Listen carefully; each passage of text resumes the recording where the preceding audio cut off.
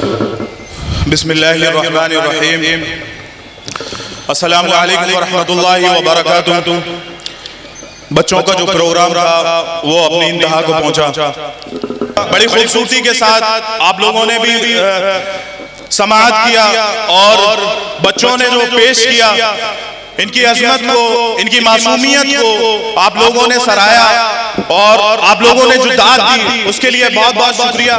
اور ایسے ماں باپ کو میری طرف سے سلام کہ جن لوگوں نے ایسے دور میں، آج کے دور میں اپنے بچوں کے لیے مدرسے کی تعلیم کو فوقیت دی۔ اب ہماری فہرست کے آخری شہسوار جو ہیں وہ ویسے تو ابھی طالب علم ہی ہیں، ہمارے مدرسے سے فارغ ہے اور ندوے سے فراغت ہے، لیکن مولانا کا جو تقریر کا انداز ہے، مولانا کا جو بیان کرنے کا انداز ہے وہ بہت ہی عمر کے حساب سے بہت بہتر ہے۔ میں جب بھی ان کو دیکھتا ہوں تو میرے من میں ایک شعر آتا ہے، ہزاروں سال نرگس اپنی بے نوری پہ روتی ہے، بڑی مشکل سے ہوتا ہے چمن میں دیدہ ور پیدا۔ اور میں مولانا کو دعوت اسٹیج دیتا ہوں ایک شعر کے ساتھ۔ مولانا طیب صاحب کو میں دعوت اسٹیج دیتا ہوں کہ وہ آئیں اور اپنی تقریر پیش کریں، اور اس شعر کے ساتھ مولانا کو میں دعوت دیتا ہوں۔ نہیں تیرا نشیمن قصر سلطانی کی گنبد پر، نہیں تیرا نشیمن قصر سلطانی کی گنبد پر، تو شاہی ہے بسیرا کر پہاڑوں کی چٹانوں پر۔ محمد طیب صاحب۔ بسم اللہ الرحمن الرحیم، الحمد للہ وحدہ والصلاة والسلام علی من لا نبی بعدہ، وبعد اعوذ باللہ من الشیطان الرجیم، بسم اللہ الرحمن الرحیم۔ وَلَنَبْلُوَنَّكُمْ بِشَيْءٍ مِّنَ الْخَوْفِ وَالْجُوعِ وَنَقْصٍ مِّنَ الْأَمْوَالِ وَالْأَنفُسِ وَالثَّمَرَاتِ وَبَشِّرِ الصَّابِرِينَ الَّذِينَ إِذَا أَصَابَتْهُمْ مُصِيبَةٌ قَالُوا إِنَّا لِلَّهِ وَإِنَّا إِلَيْهِ رَاجِعُونَ۔ وقال الله تعالى في القرآن المجيد: إن الدين عند الله الإسلام. وقال الله تعالى في مقام آخر: يا أيها الذين آمنوا استعينوا بالصبر والصلاة. صدق الله العظيم۔ حضرات محترم، اللہ تبارک و تعالیٰ نے اس دنیا کے اندر نہ جانے کتنی مخلوقات کو پیدا فرمایا، اور ان تمام مخلوقات میں سے انسان کو یعنی ہم اور آپ کو اشرف المخلوقات بنایا، یعنی تمام مخلوقات میں سب سے افضل، سب سے اعلیٰ، سب سے بہتر اور سب سے برتر بنایا۔ اور اپنی تمام مخلوقات میں اشرف المخلوقات یعنی سب سے اعلیٰ اور سب سے افضل بنانے کے بعد اللہ نے ہمیں ان چنندہ اور منتخب لوگوں میں شامل فرمایا جن کو اللہ نے ایمان کی دولت سے نوازا۔ دنیا کے اندر لاکھوں کروڑوں بلکہ کئی ارب تعداد میں آبادی انسانوں کی بستی ہے، لیکن تمام کے تمام لوگ مسلمان نہیں ہیں، تمام کے تمام لوگ اللہ پر یقین نہیں رکھتے ہیں، تمام کے تمام لوگ رسول اللہ کو آخری رسول نہیں مانتے ہیں، تمام کے تمام لوگ خدا کی موجودگی پر یقین نہیں رکھتے ہیں۔ اللہ نے ہمیں ان منتخب لوگوں میں شامل فرمایا جو اللہ کو ایک مانتے ہیں اور لا شریک مانتے ہیں۔ اللہ ایک ہے، اس کا کوئی شریک نہیں، اور اس کے جناب محمد رسول اللہ صلی اللہ علیہ وسلم آخری رسول ہیں۔ اللہ نے اس دنیا کے اندر انسانوں کی اصلاح کے لیے، انسانوں کی بہتری کے لیے، انسانوں کو سیدھا راستہ دکھانے کے لیے جہاں ایک طرف ہزاروں بلکہ 1,24,000 نبیوں کو بھیجا، اس سلسلے کی آخری کڑی ہم سب کے آقا بلکہ پوری دنیا بلکہ پوری امت، پوری انسانیت کے سب سے افضل انسان جناب محمد رسول اللہ صلی اللہ علیہ وسلم کی امت میں ہمیں بھیجا اور اللہ کے رسول کو آخری رسول بنایا۔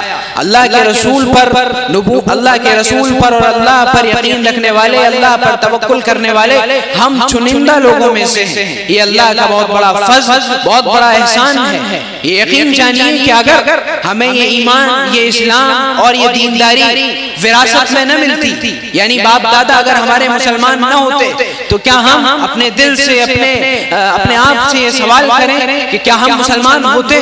یہ تو اللہ کا بہت بڑا احسان ہے، اللہ کا بہت بڑا فضل ہے کہ ہمیں اس نے ایک اسلامی گھر میں پیدا فرمایا، مومنین کے گھر میں ہماری پیدائش فرمائی، تاکہ اللہ اس وجہ سے ہمیں دوسری چیزوں پر محنت کرنے کی ضرورت نہیں رہی، ہمیں اللہ کی پہچان میں، اللہ کی شناخت میں زیادہ غور فکر کرنے کی ضرورت نہیں پڑی۔ اللہ نے ہمیں ایک مسلم گھر میں پیدا فرمایا اور ہمارا اللہ کو ماننا، اللہ کو جاننا آسان ہو گیا۔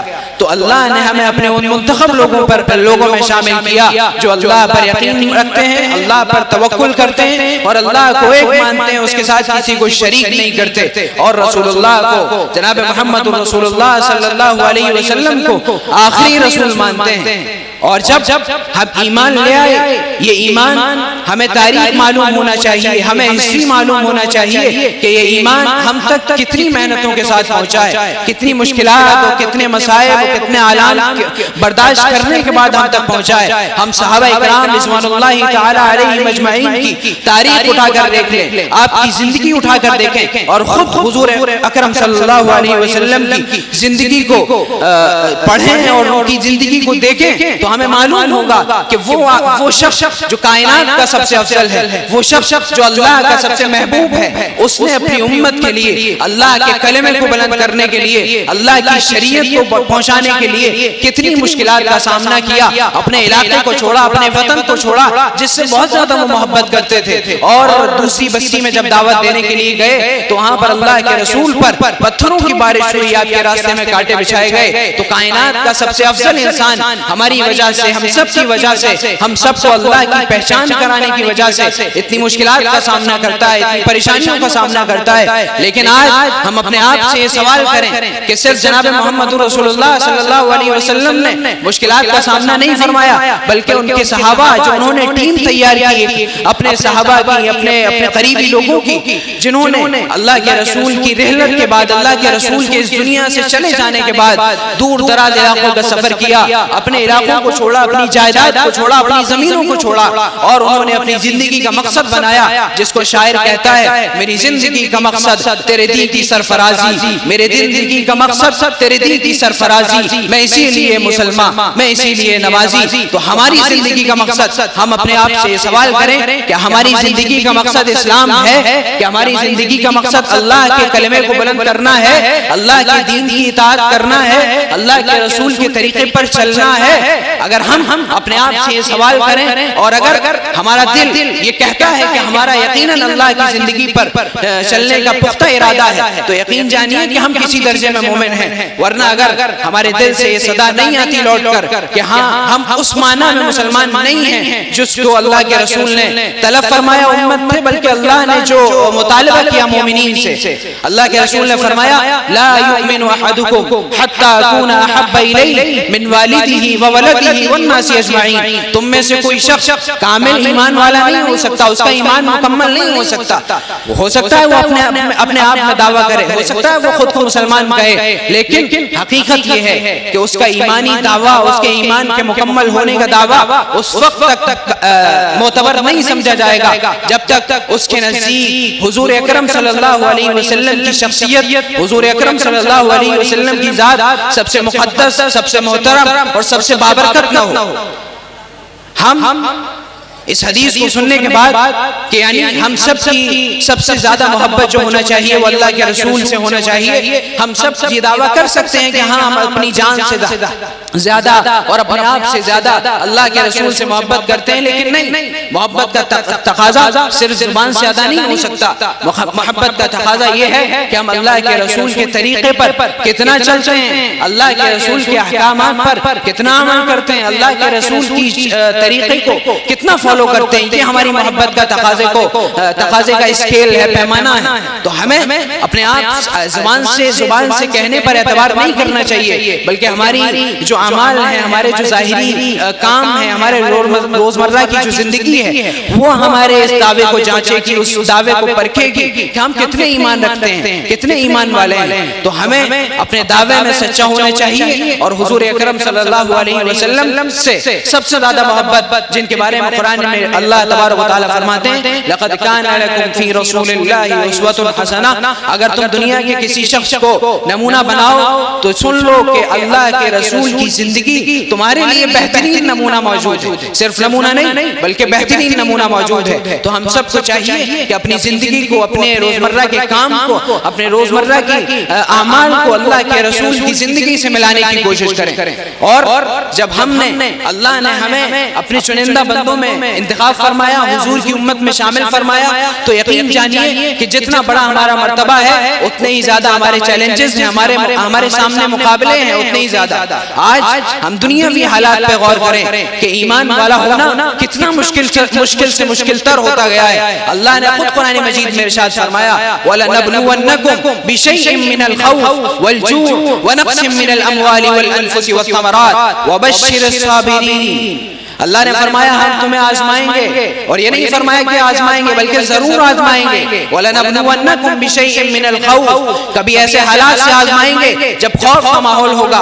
خوف ہر طرف مسلمانوں کے لیے گھیرا تنگ کیا جا رہا ہوگا، دنیا کی زمین کو تنگ کیا جا رہا ہوگا، خوف کا ماحول ہوگا. ایسے حالات بھی آئیں گے، ایسے حالات سے بھی آزمائیں گے. اور آگے فرماتے ہیں بِشَيْءٍ مِّنَ الْخَوْفِ وَالْجُوعِ، اور ایسے بھی حالات آئیں گے کہ تمہارے پاس کھانے کو نہ ہوگا، تمہارے پاس اپنی روزی، اپنے رزق کو پورا کرنے کو کچھ سامان نہ ہوگا. آگے فرمایا من الخوف والجوع ونقص من الاموال والانفس والثمرات، کبھی تمہارے سامان میں، تمہارے مال میں، مال و دولت میں کمی سے آزمایا جائے گا، کبھی تمہاری جانوں سے آزمایا جائے گا. اللہ نے فرمایا ونقص من الاموال، یعنی مال میں کمی کی جائے گی، والانفس، کبھی جان سے بھی تمہیں آزمایا جائے گا. تو ہمارے اللہ نے قرآن مجید میں فرما دیا کہ ان تمام طریقوں سے تم کو آزمایا جائے گا. تو ہمارا یہ حق بنتا ہے کہ اگر ہم قرآن پر یقین رکھتے ہیں، شریعت پر یقین رکھتے ہیں، تو ہمارا یہ حق بنتا ہے کہ کیسے بھی حالات آئیں، حالات مشکل سے مشکل تر ہوتے چلے جائیں، لیکن ہمیں اللہ نے ہم سے جو وعدہ کیا ہے اس کو سامنے رکھنا ہے. اور خوف کے حالات سے، مشکلات کے حالات سے، جانی نقصان کے حالات سے ہمیں گھبرانا نہیں ہے بلکہ ڈٹ کر اس کا مقابلہ کرنا ہے. اللہ نے فرمایا یا ایھا الذین آمنوا استعینوا بالصبر والصلاۃ، اے ایمان والو اللہ سے مدد چاہو. دو چیزیں اللہ نے فرمائی. کون سی چیزیں؟ الصبر والصلاۃ، یعنی ایک تو صبر کے ساتھ، صلاۃ کے ساتھ یعنی نماز کے ساتھ. نماز تو ہم سب جانتے ہیں لیکن صبر کے ساتھ اللہ نے فرمایا اے ایمان والو صبر کے ساتھ مدد فرماؤ. صبر کا مطلب یہ ہے کہ ہمارا جو موقف ہے، ہمارا جو نظریہ ہے، ہمارا جو عقیدہ ہے، ہمارا جو ماننا ہے کہ اللہ ایک ہے، اس کا کوئی شریک نہیں، شریعت اللہ کی آخری شریعت ہے، حضور اللہ کے آخری رسول ہیں، یہ ہمارا موقف ہے، ہمارا نظریہ ہے، اس پر ہمیں جمنا ہے. اگر ہم جمتے نہیں ہیں تو یاد رکھیے اللہ کی مدد نہیں آنے والی. اور اللہ نے فرما دیا دوسری جگہ قرآن مجید میں فرمایا ان تنصروا اللہ ینصرکم ویثبت اقدامکم، اگر ہم اللہ کی مدد کریں گے تو اللہ ہماری مدد کرے گا. اللہ کی مدد، اللہ کی شریعت پر چلنا، اللہ کے بتائے ہوئے احکامات پر عمل کرنا، یہ اللہ کی مدد ہے. اگر ہم اس طریقے پر چلتے ہیں، اس کو فالو کرتے ہیں، تو یقین جانیے کہ اللہ ہماری مدد ضرور فرمائے گا. دنیاوی حالات کتنے ہی بد سے بدتر ہوتے چلے جائیں، ہمیں ہرگز گھبرانے کی ضرورت نہیں. اور اللہ پر یقین رکھنا چاہیے جو اللہ چڑیوں کے ذریعے سے، ایک چھوٹا سا پرندے کے ذریعے سے کعبے کی حفاظت کر سکتا ہے، تو اس اللہ کے سامنے یہ دنیاوی طاقتیں، دنیاوی سپر پاورز، دنیاوی مال و دولت کسی کام کا نہیں ہے. سپریم پاور اللہ کی ہے. یعنی سپر پاور اپنے آپ کو کوئی دعویٰ کرے کر لے، لیکن سپریم پاور جو اللہ کی ہے وہ ہے اللہ کی، یعنی سب سے بالا تر، سب سے اعلیٰ، سب سے افضل، اور دنیاوی وسائل کا سب مالک اللہ ہے. اللہ نے قرآن مجید میں کتنی جگہ ارشاد فرمایا ان اللہ علی کل شیء قدیر،